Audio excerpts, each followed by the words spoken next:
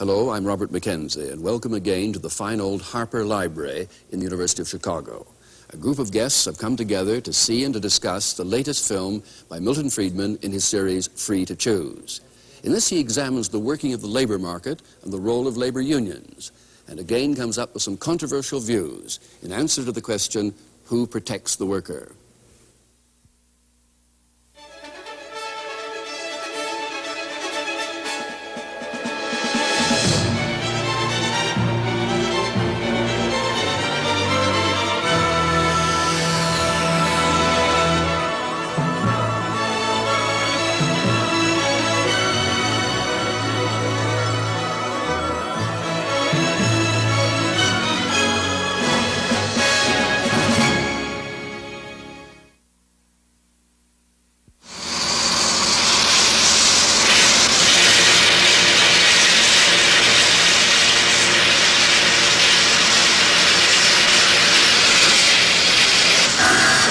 People who earn their living in a modern heavy industry seldom engage in the kind of back-breaking toil that was the everyday lot of most workers a century ago.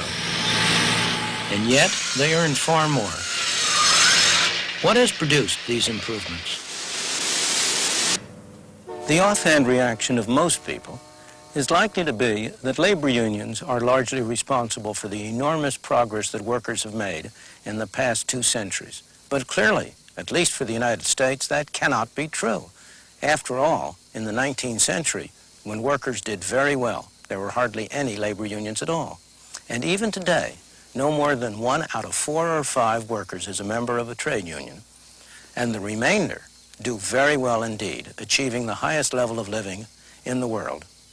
Labor unions do, of course, benefit their members, but far from being a key to the development of the modern society, they are a throwback to an earlier pre-industrial era, to the agreements among craftsmen in the Middle Ages, or to go back even earlier, more than 2,000 years ago, to the agreement among medical men in Greece.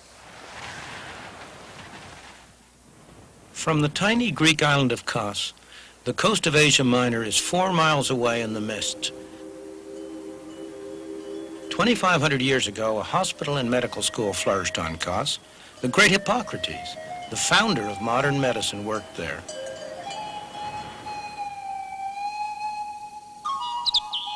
Legend has it that Hippocrates taught his students in the shade of this plane tree.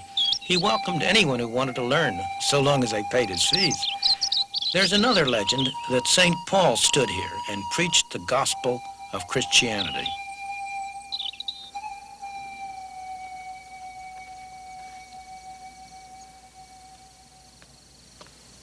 What isn't legend is that Hippocrates and his followers started medicine on the road forward to becoming a science. When Hippocrates died at the age of 104, or so legend has it, this island was full of medical people, his students and disciples. Competition for custom was fierce. Some 20 years after he died, they got together and constructed a code of conduct. They named it the Hippocratic Oath, after their old teacher and master. Every new physician, before he could start practice, came to this spot back here, in front of those columns, and took the oath. The oath was full of fine ideals for protecting the patient, but it also had a couple of other things in it. Listen to this one. I will impart a knowledge of the art to my own sons and those of my teachers, and to disciples bound by a stipulation and oath, according to the law of medicine, but to none others. Today, we'd call that a closed shop. Or listen to this one, referring to patients suffering from the agonizing disease of kidney or bladder stones. I will not cut persons laboring under the stone, but will leave this to be done by men who are practitioners of this work. A nice market-sharing agreement between physicians and surgeons.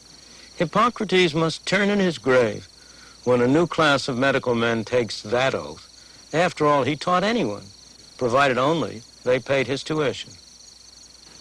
He would strongly have objected to the kind of restrictive practices that physicians all over the world have adopted to protect their custom. In the United States, the American Medical Association has for decades been one of the strongest labor unions in the country, keeping down the number of physicians, keeping up the costs of medical care, preventing competition by people from outside the profession with those in it. All, of course, in the name of helping the patient. Can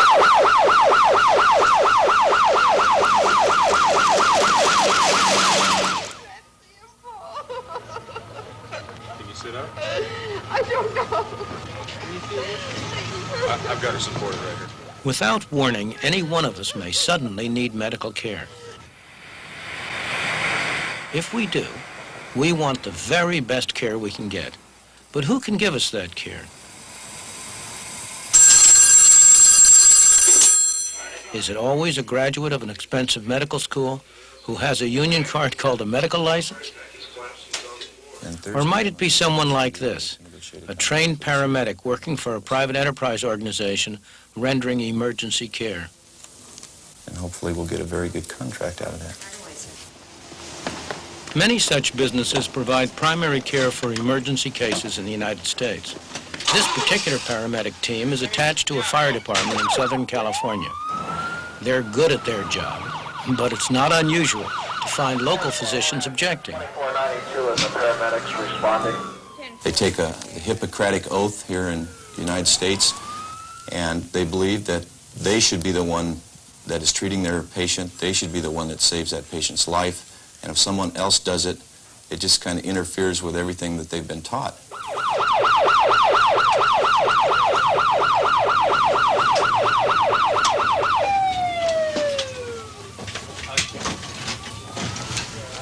But why should medical care be a monopoly of licensed physicians?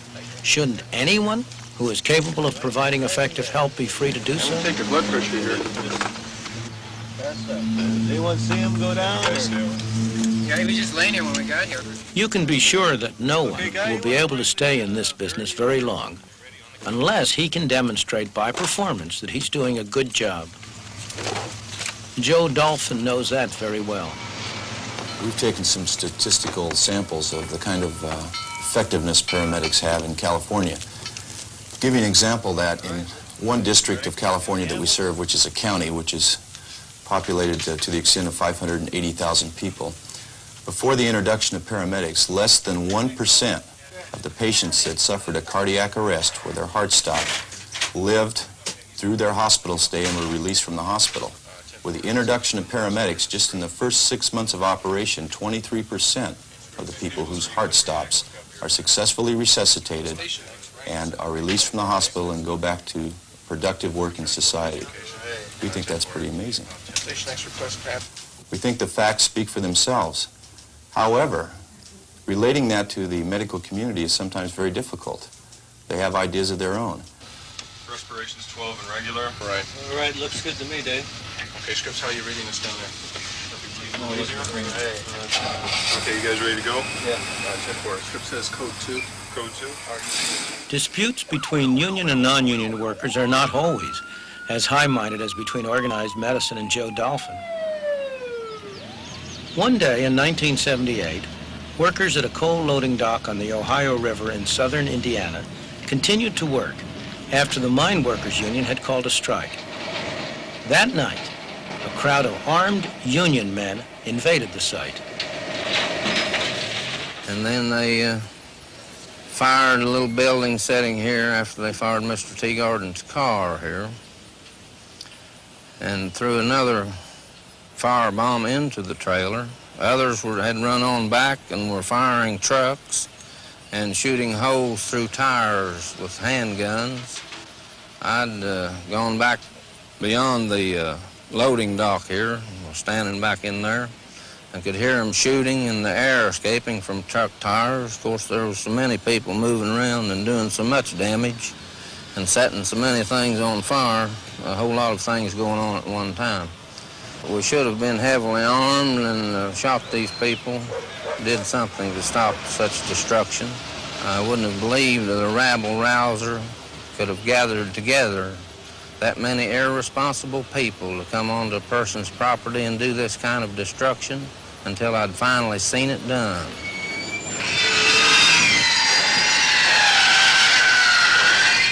These workers are on the other side of the union fence. They're building 2 Social Security offices in Baltimore. On this government project, everyone's a union worker. They rely on their union to protect them against competition from non-union labor. But some local contractors see a very different side to a closed shop. We don't feel that anybody should be denied a choice, and we feel every man should have the choice if he wants to be unionized or not. Not legislative, not saying he must belong to a union. We feel when you tell a man he must belong to a union or he must do this or that, you're taking freedoms away from this man, the freedom of choice of this businessman here to choose me, to do business with me. All business needs this right to choose to do business with each other. And by the same token, our employees have the right to choose whether they want unionization or not. On this government site, authorized personnel only really means unionized personnel only.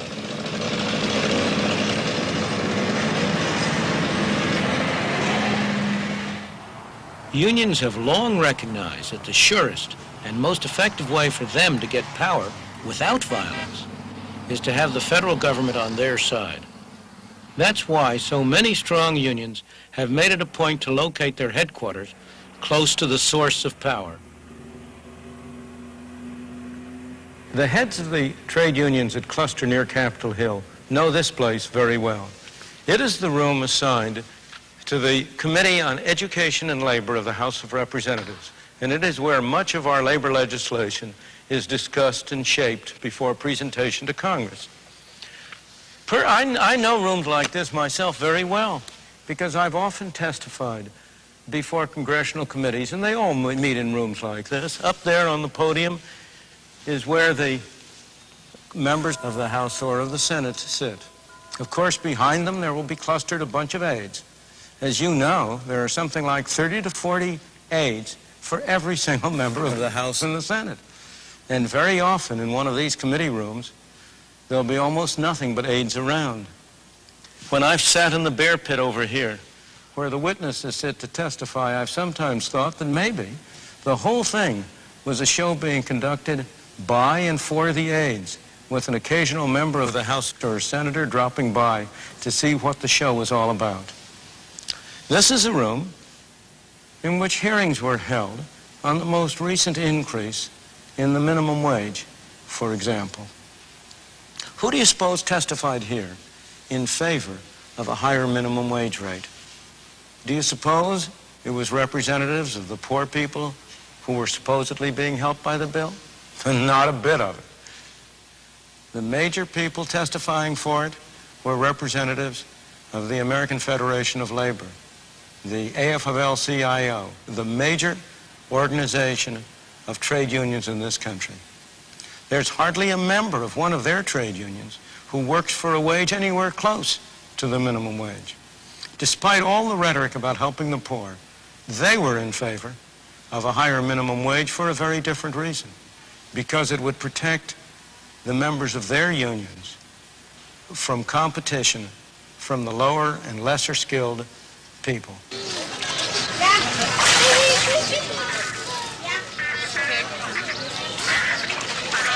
To see the effects of minimum wage laws in action, go to a place like this, where they sell quick and inexpensive food. You don't need much training to start work on this job. It used to be a traditional training ground for the unskilled. Not any longer, thanks to the minimum wage laws. From a worker's point of view, the people that it was supposed to help are the people, in some cases, it's hurting the most, such as minorities, unskilled labor, and young people. A businessman, especially a small businessman, cannot afford to bring in these people at the higher wage. They are willing, however, to take apprentices and to train them.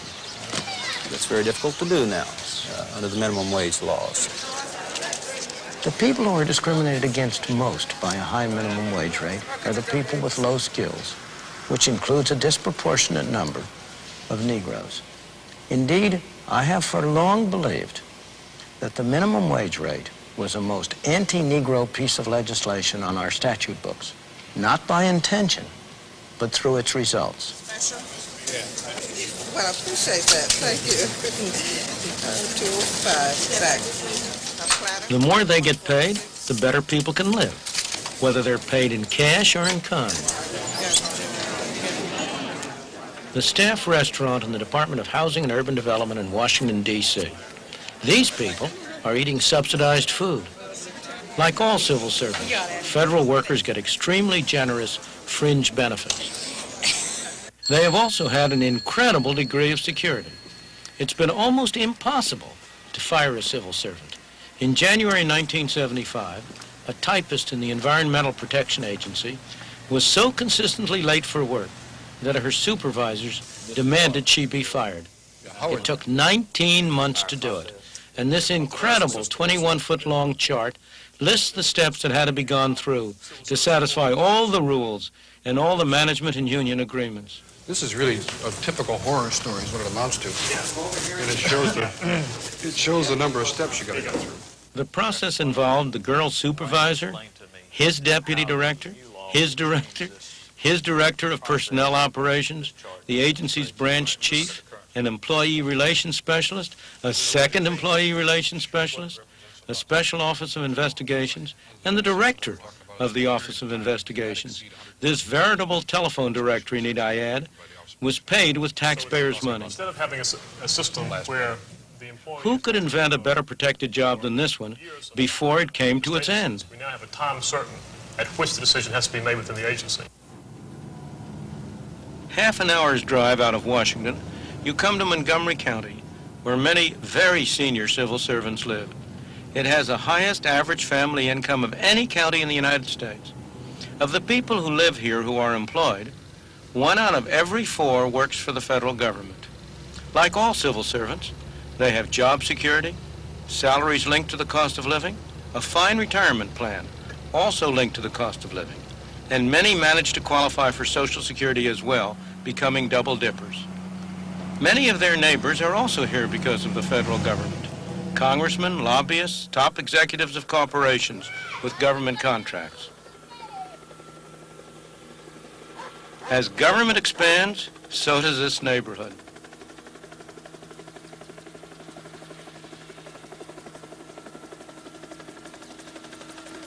Government protects its workers just as trade unions protect their members, but both do it at someone else's expense.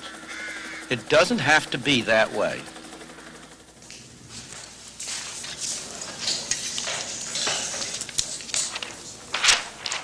Dick Pashley is an electronics engineer. He designs memory systems for computers. He works for Intel Corporation, one of many companies which have sprung up south of San Francisco in a place that they call Silicon Valley. All these companies have one thing in common. They're trying to get engineers to work on their projects. You know, myself, I'm one of these engineers, and so obviously I get letters in the mail, phone calls, the like, where people are trying to get me to leave Intel and go to this particular company. One of the companies right across the street here, Intersil, is one of the new companies that's forming in this area, and they're hunting for people just like myself to come in, and what they do is they'll offer you like typically a 30% higher salary, stock options, a bonus, and several other things to get you to move to their company. And since it's not really a move, it's very easy to do because you're only going across the street. It's not a big traumatic thing where you're leaving, let's say, one city and moving to another city. It's very, very straightforward. In a free labor market, everybody benefits. When the market is restricted, things are very different. Those Mexicans are heading for the United States side of the border. There are real problems about permitting unrestricted immigration into a welfare state. It's one thing when people come for jobs and are on their own, as was the case for most of American history. It's another thing when a welfare system will support them come what may, at the expense of other people. Yet look what happens when you try to interfere with market forces. Well, there's several fairly large groups of aliens on the hillsides waiting toward the dark to set in. Other groups that are still on the Mexican side of the border. They'll be coming in shortly, I imagine. We have electronic sensors buried along the hillsides and along the most traveled trails to alert us when there's alien crossings. And from the sensor, we work ahead of them, try to head them off. No, they're right on the fence. They're just walking east. It's 10-4. Okay, you got about, well, I'd say 100 or so here. Thank you, Foxtrot. Párate, párate. Párate, párate.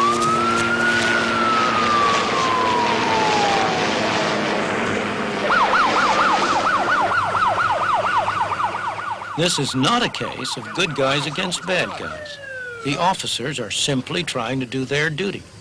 The poor Mexicans are driven by hunger and attracted by the prospect of jobs. You do good work. The law enforcing people have an impossible job.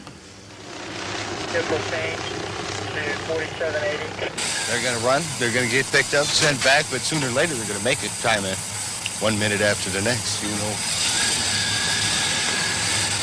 In 1 month in 1978, 60,000 illegal immigrants were arrested on this stretch of the border. But, believe it or not, the Border Patrol estimated that nearly 200,000 found their way through to places like this in Northern California, where there was work waiting for them.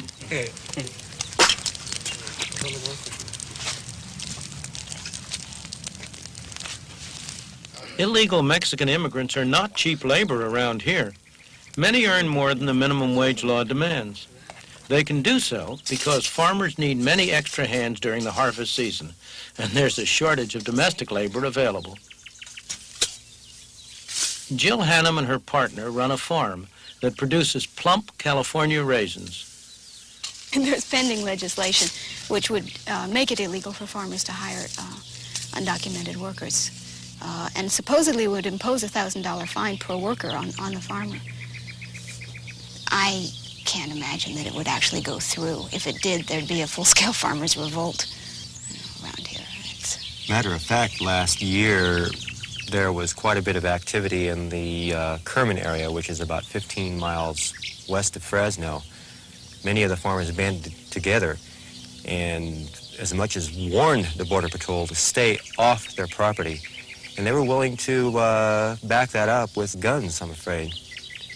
They were very upset about it, and because their situation was desperate. They needed the workers, and they needed the work to be done now. And the Border Patrol was interfering with that as they saw it. Violence by employers to assure the availability of workers is no more justifiable than violence by trade unions to assure their members jobs. But violence is one of the things you are very likely to get when you try to prevent a deal between people who have jobs to offer and people who are looking for jobs. 15 years ago, the economy of Spartanburg, South Carolina was stagnant. It depended on peaches and cotton. Wages were lower than the national average, and unemployment was higher than the average.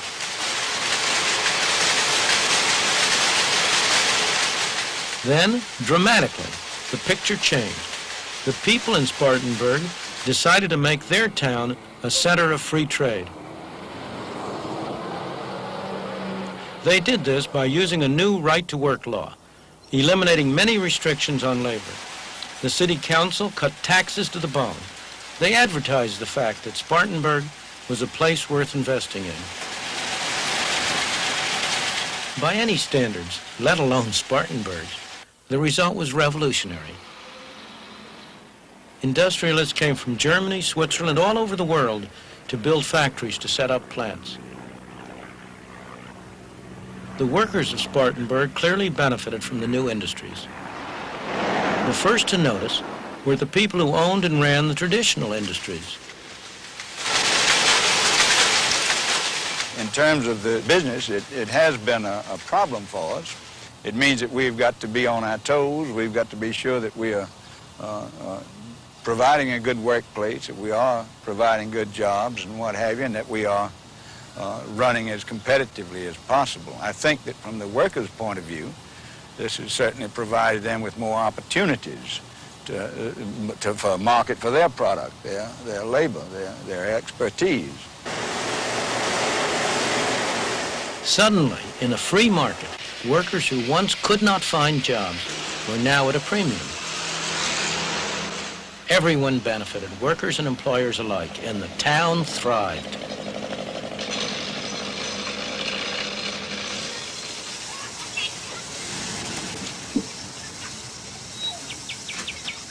One of the workers who arrived in Spartanburg was Mr. Juma.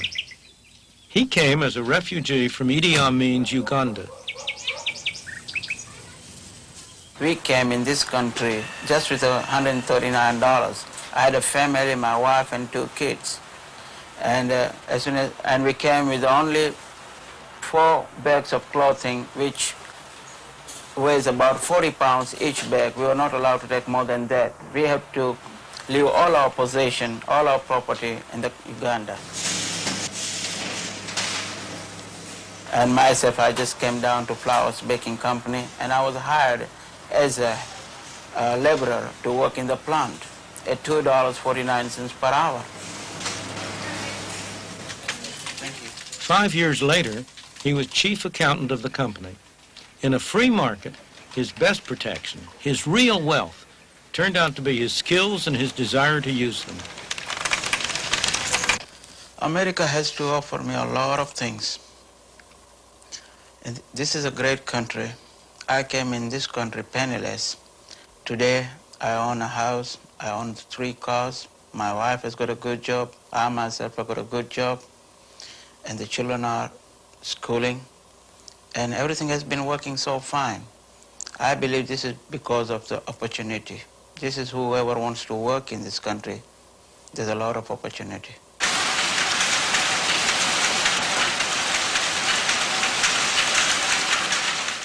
When unions get higher wages for their members by restricting entry into an occupation, those higher wages are at the expense of other workers who find their opportunities reduced. When government pays its employees higher wages, those higher wages are at the expense of the taxpayer. But when workers get higher wages and more civilized working conditions through the free market, when they get them by firms competing with one another for the best workers, by workers competing with one another for the best jobs, those higher wages are at nobody's expense. They can only come from higher productivity, greater capital investment, more widely diffused skills. The whole pie is bigger. There's more for the worker, but there's also more for the employer, the investor, the consumer, and even the taxpayer. That's the way a free market system distributes the fruits of economic progress among all the people. That's the essence of the age of the worker.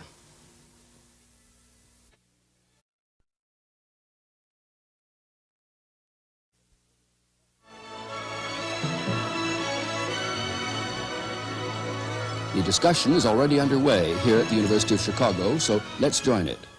Well, we tried a free market system without labor unions. We tried it back in the 1920s and into the 30s, and it led the world into the biggest economic disaster it's ever seen in modern times. Now, I don't think we're talking free market or labor unions. We're talking free market with or without labor unions. And a free market system without labor unions is a total disaster. Let's get other reactions to this now around the group. It's the free market system, Milton Friedman's been arguing, I think, not labor unions, which best protect the interests and serve the interests of the worker. Walter Williams, your reaction? Well, I think clearly labor unions serve the best interests of workers who happen to be members of labor unions at the expense of workers who are excluded from being members of labor unions. Ernest Green? I don't think you can have a democratic society without having trade unions. I think if you look at any democratic country, it's essential to it. Right of workers to organize, and I think it's consistent. If we're to maintain a democratic country, those freedoms, that the right of workers to organize is a primary objective that we have to maintain. Bill Brady? Well, if they are so vital, why are so many union members leaving the union? Why are they losing so many decertification? Why are the unions losing so many decertification elections?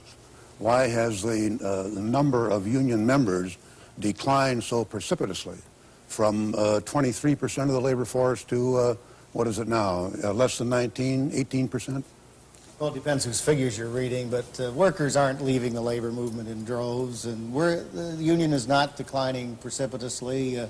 My union, the United Steelworkers of America, the major unions in the country, many small ones are out organizing and growing. The mix of work in the society is changing. We have some employers, as we saw in the film, who can't wait to rush off to the South and try to get in an anti-union environment and invest their money in prosperity in the South instead of in the North. And surely if you invest money anywhere, you're going to have prosperity. So we also have a mix in terms of civil service and service workers, where we have employers who have grumbled on that film. I don't know that if you invest money anywhere that you're going to have prosperity. I don't think that that's a given. That is, you seem to me to be dealing in a premise there that is incorrect. But well, we haven't got a lot of time. Wait a minute now. Wait a minute. The key question we're discussing is who protects the worker?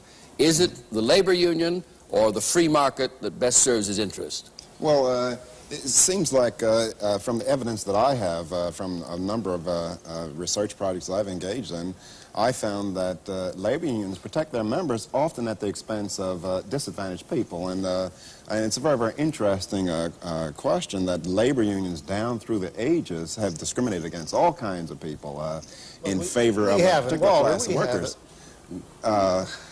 We find that labor unions have gone out on strikes and have murdered and maimed people because other people sought entry. And in terms of Mr. Green's remark, he says that in a free democratic society we need labor unions. Yes, that is true. We need the right for voluntary association. That is, people have the right to form associations, but it should not be a requirement that you be a member of a labor union in order to establish a contract for employment. Can't we get some perspective in this, Walter? Talking about unions down through the ages makes no sense at all in terms of where we're at now in this century at this time. This business of trying to relate where unions come from to the medical profession and Hippocratic oaths, or hypocritical oaths, however one looks at that, back in the Greek islands really has very little relevance. Yes, it does. The violence, hear me out a minute, I waited patiently. Okay. The violence that's associated with, well, not so patiently, but I waited. The violence associated with the labor movement and so on has been minimal and was a reaction in this century, not over the ages, a reaction in this century to the violence done workers by corporations and powerful economic groups when there was no workers' organization to protect them and no way to deal with their greed and with their power. Now I'm turning to Milton because he's heard the flavor of the discussion. Sure. What Lynn Williams is now saying is utter nonsense. And there's no two ways about it. The conditions of the worker in this country before there was labor unions were very important, improved very greatly. You cannot tell me that millions of people, my parents, your parents for all I know, parents of many people around, came to this country from Europe in order to be exploited and in order to be subjected to violence. Of course, there were incidents of violence. I agree with that vehemently. I mean, most of the blacks came to this country not voluntarily, but they were shipped here. And the interesting thing about the issue on Spartansburg, is that you left out... Let me finish and then back to you, for sure. The blacks are an exception, and I agree with you completely. 22 million exceptions, though. They are a very important exception. But there are also millions and millions. The people that Mr. Williams represents are not mostly black. They are mostly from the Slavic countries that came from But if you look at the membership of the steelworkers... If we go back, there was violence, of course. There always has been violence. It's not excusable. I'm not excusing violence on the part of anybody. But I agree with Mr. Green and with Walter Williams that people should be free to organize. Of course they should be free to organize. What I object to is the special privileges that have been given by government to labor unions, which are not available to other groups at all. When labor unions have used violence in industrial disputes, they are not subjected to the same sanctions as people ordinarily are. When cars are turned over in the course of a labor dispute, how often do people go to jail as a result of it? Dr. Friedman and Walter Williams go back in history and they take a look at a situation where America was empty, where we didn't have anything like the sophisticated industrial economy we have today, but had a much more agricultural and rural kind of economy. And of course, when the impoverished peasants of Europe, my ancestors and most of our ancestors, except for the slaves, which is another situation. But when these people came from Europe and came to a wide open continent with the most fertile soil then available to anyone in the world, naturally there was progress. And I or any of us would be mad to deny progress. But as that developed, and as population increased, and as we moved into a much more sophisticated industrial economy, we moved then into the situation in the 1930s. Or earlier than that, at the end of the century, as some of the more skilled jobs came along. The labor movement didn't happen by accident, didn't happen because there wasn't a need there. The results of this development, even with all the wealth available in America, the results of this development was that many working people were not having anything like, by standards of civilization or whatever, anything like their fair share in this progress. Now, you're arguing that in a free market for labor, everyone benefits. Does that mean that you would favor abolition of all immigration restrictions? The situation of immigration restrictions really has to do with the question of a welfare state, as I say in the film. I would favor completely free immigration in a society which does not have a welfare system. With a welfare system of the kind we have, you have the problem that people immigrate in order to get welfare, not in order to get employment. You know, it's a very interesting thing.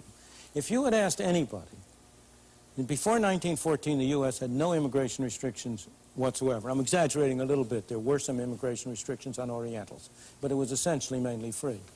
If you ask anybody, any American economic historian, was that a good thing for America? Everybody will say, yes, it was a wonderful thing for America that we had free immigration. If you ask anybody today, should we have free immigration today?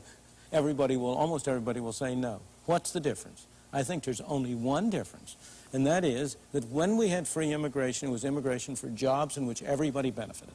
The people who were already here benefited because they got complementary workers, workers who could work with them, make their productivity better, enable them to develop and use the resources of the country better. But today, if you have a system under which you have essentially a governmental guarantee of relief in case of distress, you have a very, very real problem. This is true of every Western industrialized country. And that's why today, under current circumstances, you cannot, unfortunately, have free immigration. Not because there's anything wrong with free immigration, but because we have other policies which make it impossible to adopt free immigration. I'd like the other reactions. Is it at all feasible to open the door of the labor market internationally now? Bill Brady? I would say yes, providing they open the door to us.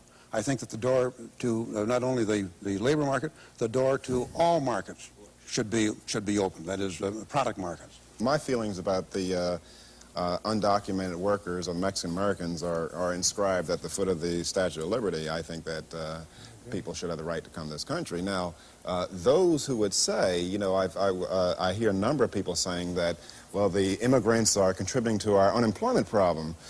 And I pointed this out to some people. I said, look, you know, this is the same rhetoric that the Irish use when the blacks are coming up from the north. You know, they're using blacks as scapegoats. They're saying, get those people back where they came from so that because our members can get jobs, you know. Unions were as well doing this. You know, they call them scabs, strike breakers, et cetera, et cetera. So I do not wish for Mexican Americans to become the new scapegoats of our particular national problems. They are not the problem, and our nation benefits to the extent that these people come here and work. And to that extent, so it's kind of good for them to remain illegal aliens as opposed to being legal aliens where they're subject to our welfare program, so that we don't want them to come here to work. I think that this country cannot have a group of workers to remain outside the framework of our laws and our protections. And as long as we have workers who are attracted to the United States because of the standard of living, and I think minimum wages play a part in that, as part of that attraction. But it seems to me to have undocumented workers without providing either a means of protection for them, and it seems to me we've got to go to a question of providing the amnesty for those generations of workers who have come here over a period of time, now 2, 3, maybe 4 generations. We have to see that they have the same rights and protection of all other workers. And as it stands now, large numbers of them live outside the framework of the laws and statutes that we have on our books. They do, and the tragedy of the situation is what Walter Williams points out, that as long as they are undocumented and illegal, they are a clear net gain The nation benefits and they benefit. They wouldn't be here if they didn't. The tragedy is that we've adopted all these other policies so that if we convert them into legal residents, it's no longer clear that we benefit. They may benefit, but it's no longer clear that we do. What Lynn Williams said before is again a travesty on what was actually going on. The real boost to the trade union movement came after the Great Depression of the 1930s. That Great Depression was not a failure of capitalism. It was not a failure of the private market system, as we've pointed out in another one of the programs in this series. It was a failure of government. It was not the case that somehow or other there was a decline in the conditions of the working class that produced a great surge of unionism. On the contrary, unions have never accounted for more than one out of 4 or 1 out of 5 of American workers. The American worker benefited not out of unions. He benefited in spite of unions. He benefited because there was greater opportunity, because there were people who were willing to invest their money, because there was an opportunity for people to work, to save, to invest. That's still the case today. You say, we have to provide him with something or other, Ernest. Who are the we? We the people. How do we the people? But how do we the people And it do seems it? we the people provide them the protection by seeing that their safety... You're talking about the immigrant population. And occupational health codes that protect the environment that they work in. See that they have civil rights laws that protect their own person. See that they have civil liberties laws that protect them further. We the people of this country provide that protection. It's so bad. If they don't have, you're kind of painting an image. Why are these people coming? We're not pulling them here by chains. It's obvious why people come here. There's one of the most wealthy countries in the world. Gentlemen, don't all talk at once. So what are you talking about protecting Why did you leave Little Rock, Arkansas to go to Philadelphia? It seems to me that it's obvious. Would you extend the courtesy to finish? Look. First thing, let me say the following thing, because there's some basic things that you need to know. We're going to say the thing I was interrupting, we're going to say 5 more things. I mean, there isn't all afternoon. That, labor unions and minimum wages for that case cannot improve the condition of the working people of a country. We do it every day. Because if we can improve the condition of working people in countries all around the world. You know what this man, every day. You know what you're telling the audience? You're saying that you can solve the problems in Bangladesh. You can make them a rich country if you tell them to unionize like we are and demand higher wages. No, I didn't say anything remotely like that. No, it's productivity that keeps income low. I come back to my initial question. Why are so many leaving the union? There aren't very many. Oh, there are leaving too. the union. I've given you the statistics. You think you rhymed off some percentages. I live in the labor movement. Do you have other percentages? In or on? It's true. In, with, and of course they pay me, of course, and I don't have any objection to that at all. Neither do I. At least we got you a few minutes ago. We got you to get the labor movement up into this century. And I agree with the observation you made. I agree with the observation you made that the industrial union movement, that there was a union movement, came out of the dirty 30s and out of the Depression and grew, and that was essentially an industrial union movement. But I wonder when I hear your commentary on the film and so on about unions and restricting practices and restricting access to industry and all of this, I don't mean it disrespectfly, but I really don't mind being disrespectful. It's all right, I'm used to it. I really wonder if you do understand how the industrial union movement, which is the more recent part of the movement, how it really operates. We're not telling anybody who they have to hire. We're not doing anything about it. Now, let's raise the question, which certainly is dealt with in the film. Yeah. Have minimum wages, which is a form of government intervention, served the interests of the poor and indeed of the working class generally? Now, I know you've spent a good deal of time looking at this. I'd like you to come in on it, too. Okay, well, at least from the standpoint of teenagers, particularly minority teenagers, the minimum wage law has acted to destroy a number of employment opportunities. For example, back in 1948, the black youth between 16 and 18 had an unemployment rate of 9.4%, and white youth was 10.4%, 10.2%. The labor force participation rates of blacks was considerably higher than that of whites. And with each increase in the minimum wage law, we had the dramatic reversal that we have now. And so the minimum wage law has the effects of saying that if you cannot produce $2.90 worth of goods an hour, you don't deserve a job. But I don't think you can't look just at minimum wage. You got to look at the relocation of firms. You've got to look at the movement of people. You can't do that. Well, you look at relocation of firms. A lot of people try to say a lot of jobs move out to the suburbs. Well, you find black-white unemployment ratio is the same in the suburbs as you find in the cities. So it's the minimum wage. You're taking one element. You're taking one element out of a long historic development. And when you start comparing 1948, Lynn is next. Lynn and then Ernest Green. Come on now. I understand the law. Educational Lynn and then Ernest you Green. get a differential between black and white. I'll bang the gavel. Come on, Lynn. Well, you're taking one element years ago in a situation that's entirely different than we're in today, and drawing some conclusions. That's what's the difference. No, there are many other things that are different. The enormous movement of black people in this country between 1948 and now, you can't just wipe that out. And you can't say that's. You certainly can't say that's the minimum wage. But you know, and that has an enormous amount. I want this case made. Now, has the minimum wage served the interests of the working people of this country? I don't think there's any question that the working people of this country would be much worse off than they are today. The youth of this country would be much worse off than they are today if we didn't have minimum wage. Okay, now Bill Brady, come on. Well, no, it's minimum wage is a good idea or not? You're an industrialist. It's a bad idea. It is patently one of the worst things that we can do to our youth. We prevent them from. How many kids do you hire? What's that? How many kids do you hire? I have 2. It's not important how many kids. It is. Minimum wage doesn't affect his industry. His wages are far above the minimum wage. Doesn't affect a single one of his members. It affects people about Come on, hold it. We have not gone to support minimum wage legislation in this country. Gentlemen, hold it a moment. Hold it a moment. Hold it a moment now. Of course we have not. We are a people's organization. The chairman has said the floor is Milton's. I was saying that there's not a single one, I suspect, of the members of your union who is affected by the minimum wage rate. They're much higher. You say that you are a public service organization. I say we're a people's organization. You're an organization of your workers, and if you aren't representing the interests of your workers, they ought to fire you. And we're out. If you tell us that you are going against the interests of your workers, then you are simultaneously saying to your workers, I'm not doing what you hired me for. This is pure sophistry. It's not sophistry in the I slightest. am not talking. I am not talking about representing the interests of our workers. Our union represents a lot of people. Right. And some of the people are the ones that you're probably aware of, the people who work in big steel mills and all the rest of it. But we also go out and organize workers all the time and win certification votes, despite Bill Brady's comment about that. And many of the workers we organize are workers who are affected by minimum wage. And the result of our organizing them is that we're able to bring them above minimum wage.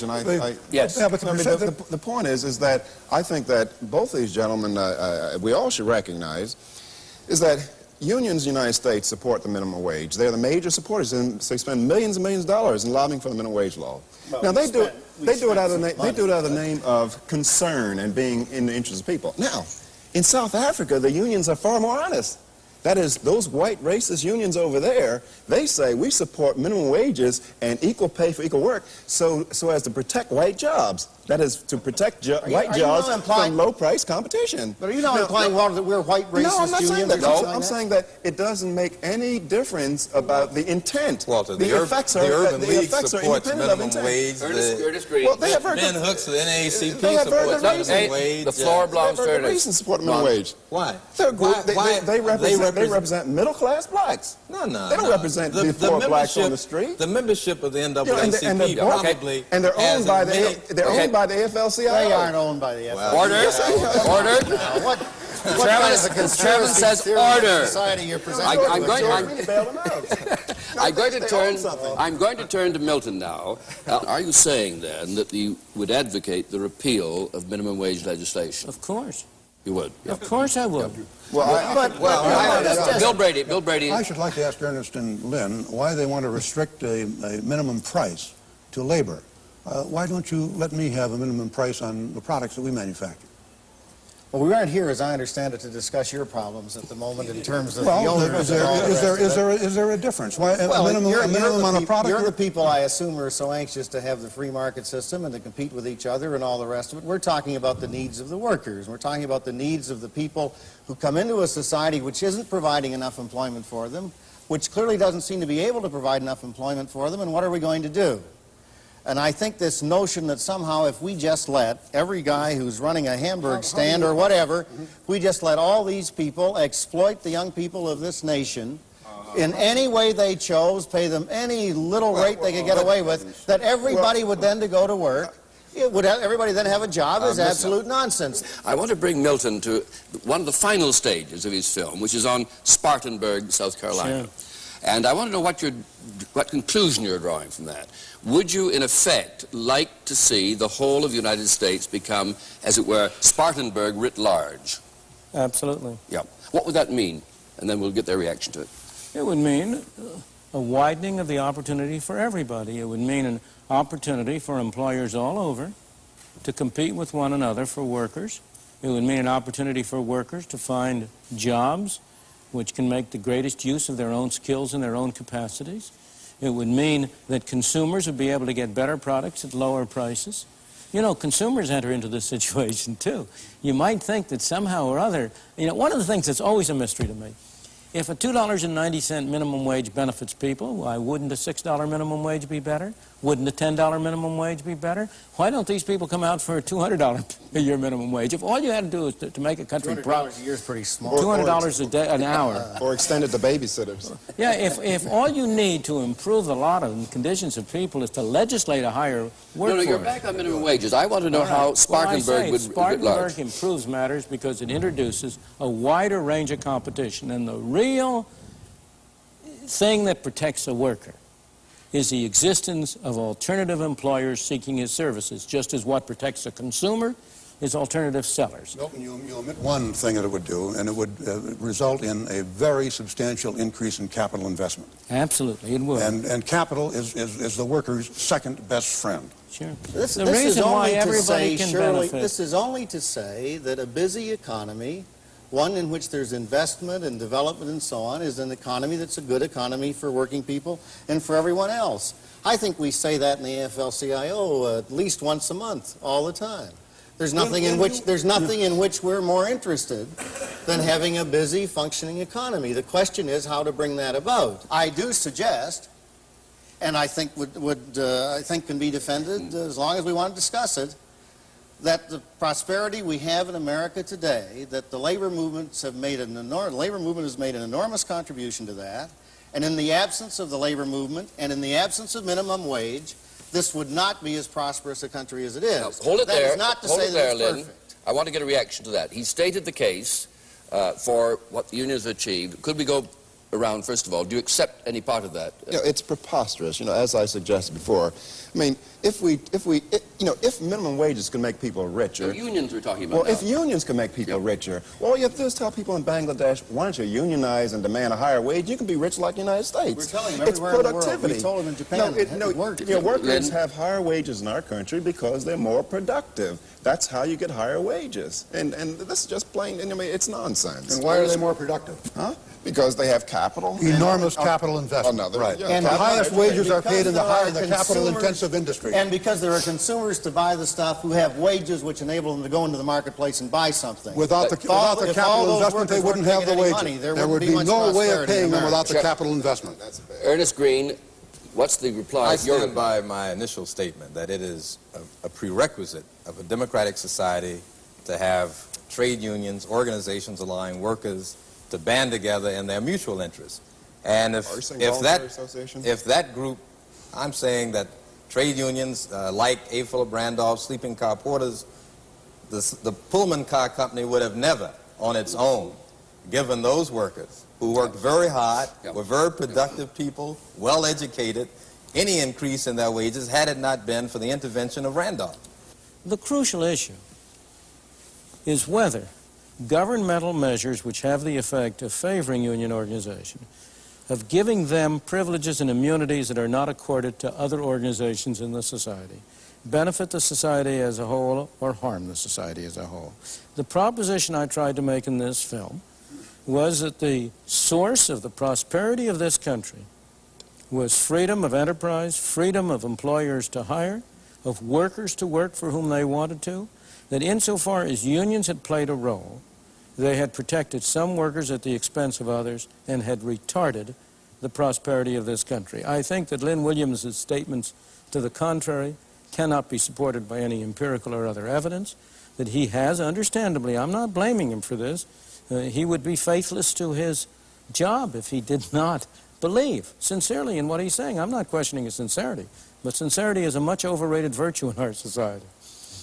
The plain fact is that there is no evidence whatsoever that either unions or minimum wages have made positive contributions to the prosperity of this country. Some unions have, of course. Some unions have done great harm. It's not an open and shut picture in which you can make a sweeping statement. But on the whole, the growth of this country, the sweeping statement I make is that the prosperity of this country derives primarily from freedom of enterprise and freedom to hire, to employ, to work, and not from restrictive measures imposed by trade unions. Everybody briefly now. And I would say that the intervention of a strong federal government, who those employers hire, the kinds of protection, the wage standards, health conditions are the requirement of this government to protect its people, because the history of it has shown that that hasn't occurred. And in your case in Spartanburg, South Carolina, again, I argue that the only reason that they can come back now and attract firms from Switzerland and Germany is because, one, that we had a strong government that provided protection for all of its citizens, which didn't occur 15 years ago. Brady. Economic freedom, in my opinion, should not be a bridge. I think that these two gentlemen are advocating that it be a bridge. They're advocating a retention of the minimum wage. They're advocating, I think that Lynn Williams is advocating a retention of the Davis-Bacon Act. They do not, it seems to me, believe that freedoms are interdependent and indivisible. There are freedoms, there's economic freedom, there's press freedom, there's freedom of assembly, there's religious freedom, and you are advocating, to me, a great abridgment of economic freedom, and when you do that, you injure the other freedoms that we have, and if you do it enough, as we are doing in this country today, if you do it enough, we are in danger of losing all of our other freedoms. Now we leave this very spirited discussion, and I hope you'll join us again in the next episode of Free to Choose.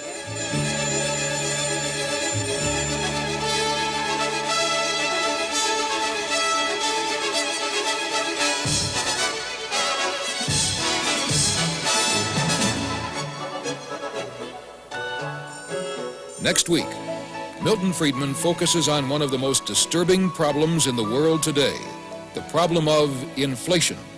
There is a way to deal with it. If you want to find out how to cure inflation, don't miss Free to Choose next week.